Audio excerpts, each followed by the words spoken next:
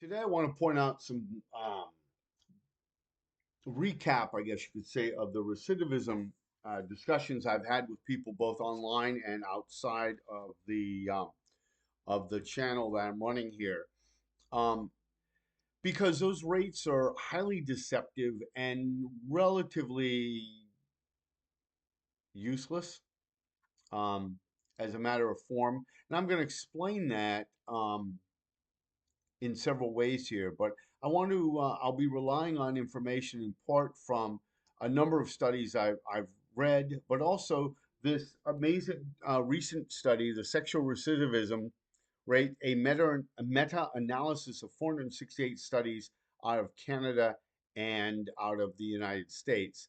Let me get the reference here directly. Journal of Criminal Science, Volume 92, May, June 2024, Journal of Criminal Justice, entitled Revisiting the Sexual Recidivism Drop in Canada and the United States, a meta analysis of 468 empirical studies involving 388,994 individuals between the years 1940 and 2019. They analyzed the methodologies of these studies.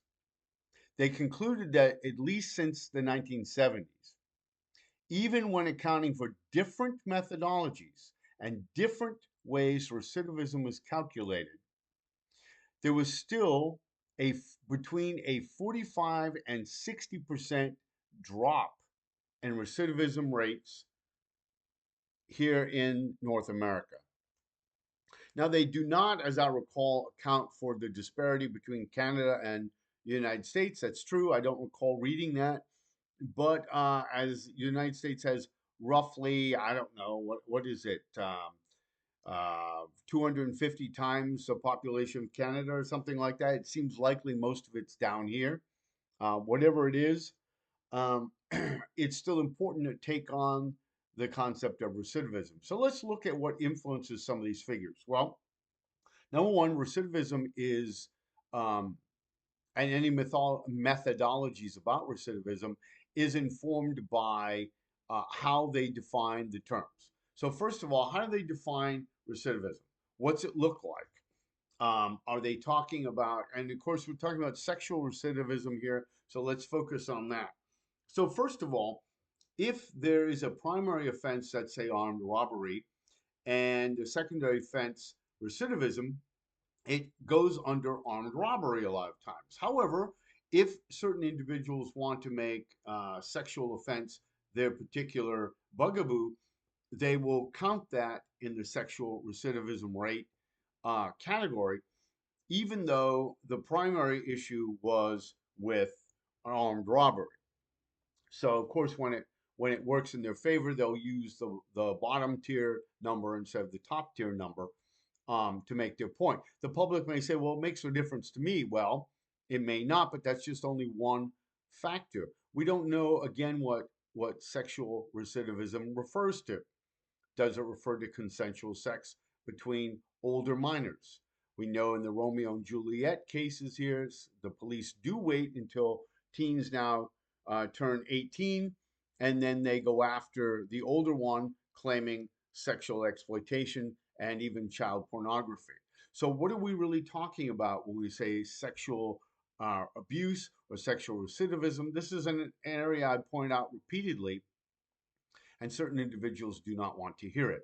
Let's get, some religion on the numbers here. Let's get it right. So we have definitional issues. We also have definitional issues when we're talking about loaded terms like rape.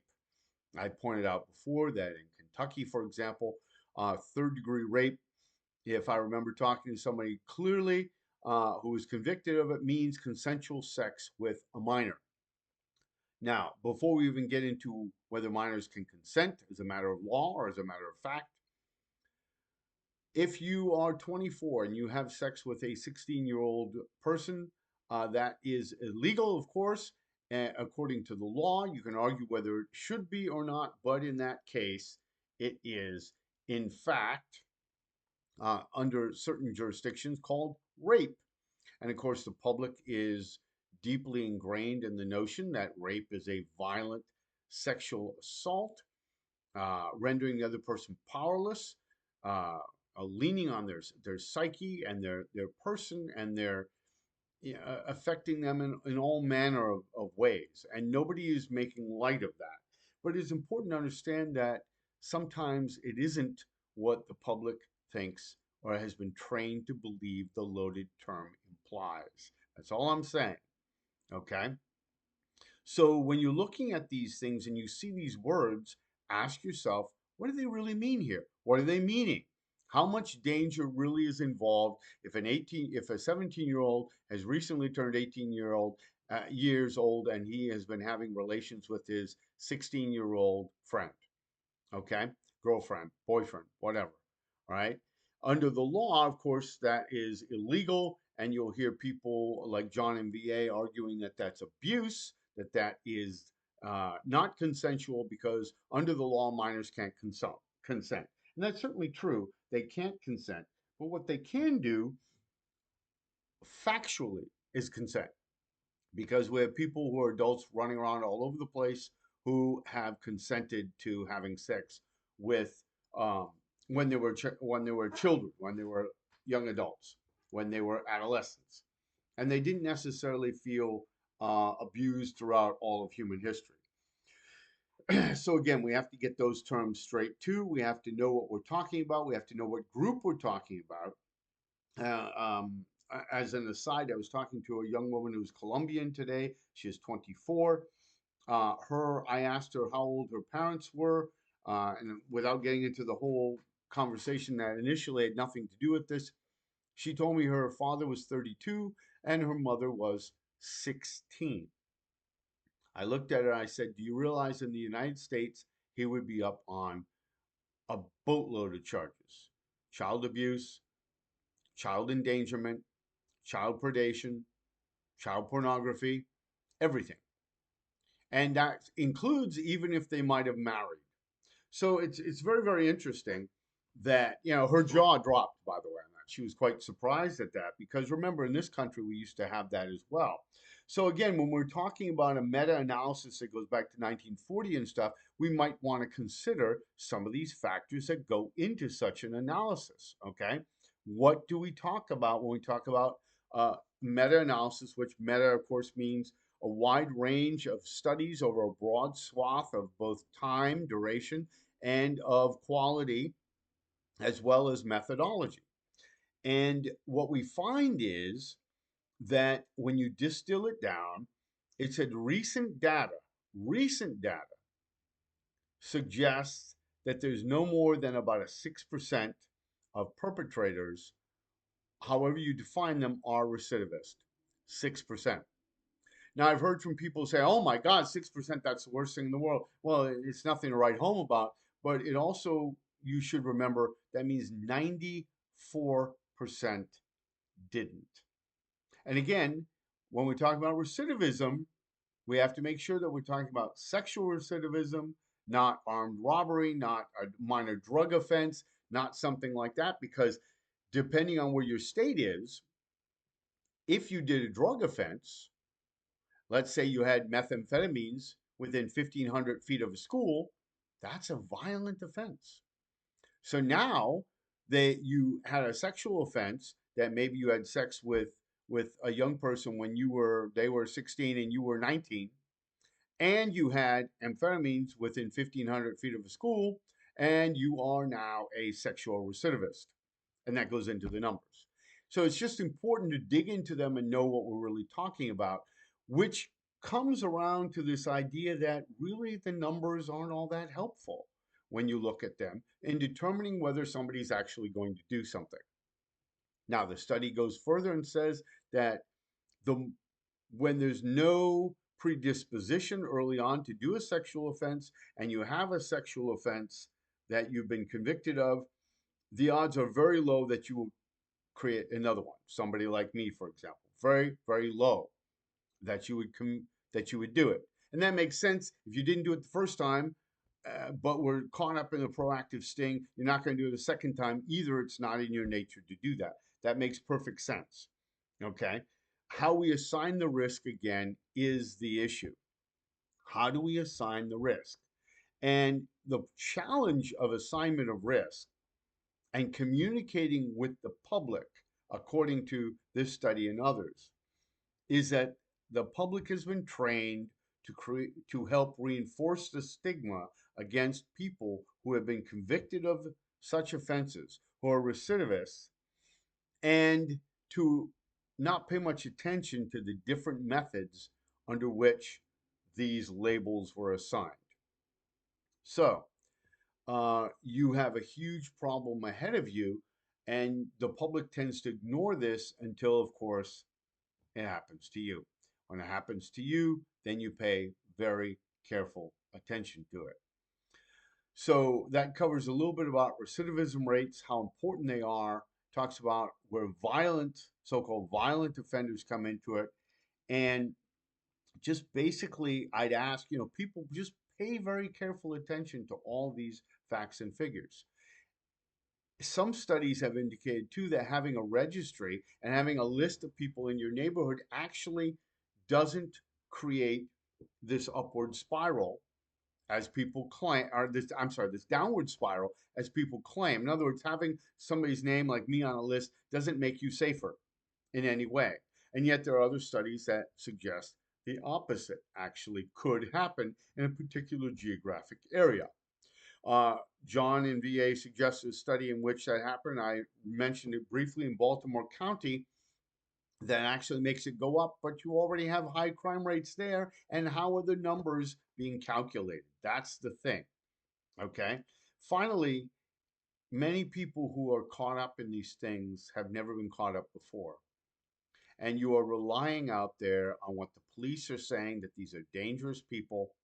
You're not seeing the evidence. You're not seeing how they've been massaged and twisted around. You're not seeing that they're catching people who are autistic, who are uh, addled because they're on drugs, or so many I've run into, they've been on drugs and playing on it. They've been drunk and they behaved in ways that they're not proud of, but they were not people who are interested in harming or even having sex with children.